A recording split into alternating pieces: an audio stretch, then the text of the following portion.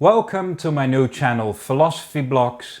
My name is Bas Wisselink, and in this video, which will be part of a series, I'm going to introduce you to theories about privacy.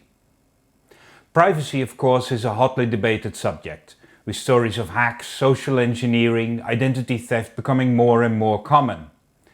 But why do we actually care about privacy? What makes it so important? In this video, I want to give you the beginning of an answer. Privacy is a difficult subject, and people can mean many things by it when they talk about it. We feel it's really important, but we have difficulty explaining exactly why. So I want to give you an overview of questions relating to privacy, as well as ways people have thought about privacy. And once we have done that, it will be easier to discuss specific privacy topics in a more comprehensive manner. Let me first explain the way I will work in these videos. The first step to be able to talk about anything is to make clear what you're talking about. So that's defining. And unless you do it, you will quickly notice discussions going nowhere, because your debating partner and you might not be talking about the same thing at all. And most people who have debated someone online will probably recognize this. So in my videos I will first offer definitions. And as a general rule, definitions start with basic intuitions. We have a vague idea about the topic we want to talk about, like in this case privacy, and then we formulate a first definition based on this gut feeling. And it can be rough, but it gives you a starting point for discussion. And the way we found out whether that definition is good or sound is by asking questions and by prodding and poking at it, and to see if it holds up. Might be too narrow, might be too broad, might even be completely wrong. But this will lead to new definitions, and then this process begins again. That being said, what kind of definitions could we give for privacy? Well, many theories have been proposed, but in this video I want to break them down into 3 groups. And that will make it easier to understand them and to talk about them in later items. The theorist Helen Nisselbaum has given a great overview in the book Privacy in Context, which I intend to use, and you can find a link to her book in the comments. Nisselbaum discusses 3 distinct groups of theories in her book. The first distinction we need to make is between descriptive theories on the one hand and normative theories on the other. Descriptive theories try, as the name says, to describe something, in this case privacy, by simply listing what kind of attributes it has. So if you, for instance, state that any situation when no one has access to information about you means that you have privacy, then that's a purely descriptive theory. Or you could say that situations where you have control over who gets access to information about you means you have privacy. So that's descriptive. On the other hand, if you state that no one should have access to information about you for one reason or another, then that's a normative theory. And a normative theory sets boundaries, and you can deduce rules from it.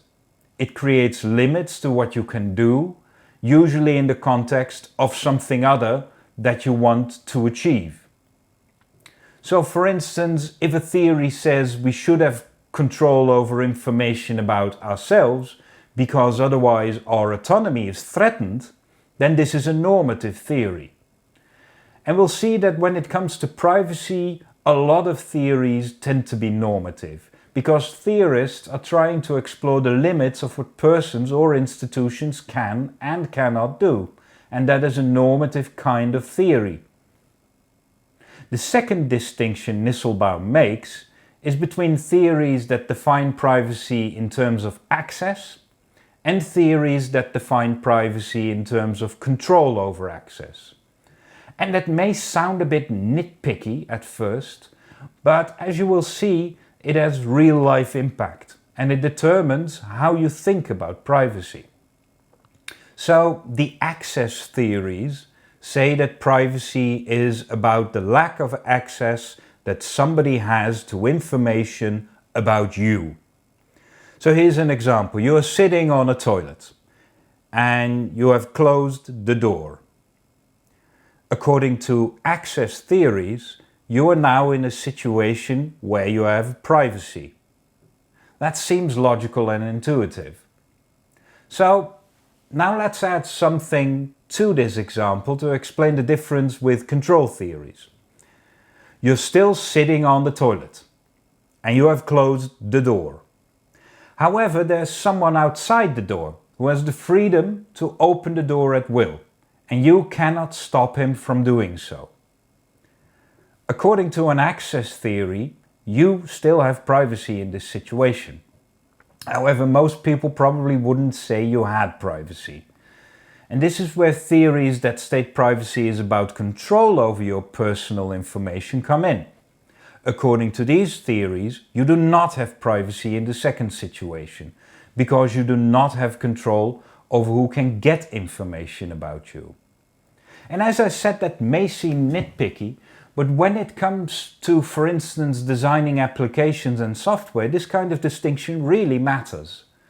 The right to forget that became law in Europe is based, for instance, on a control theory. This makes no sense in a purely access theory context. In an access theory context, it would have been enough to just make all data inaccessible, so closing the toilet door, as it were. And I will definitely be making a video where we will look at these two kinds of theories in future. The third distinction by Nisselbaum is more of a difference in emphasis on whether privacy concerns the individual and its relations, or whether it is of broader interest to society as a whole. And again, it might seem a bit nitpicky. Privacy as concerning the individual is intuitively correct.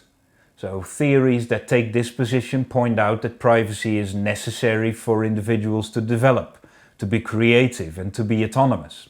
Or even stronger, they state that without privacy, it is impossible for individuals to develop deeper, meaningful relationships. And that last one may take a bit of explaining, but here's an example of how it can work. Let's say you're in a romantic relationship and you go outside the room, and when you come back, you find your partner going through your phone, looking at pictures and reading your texts.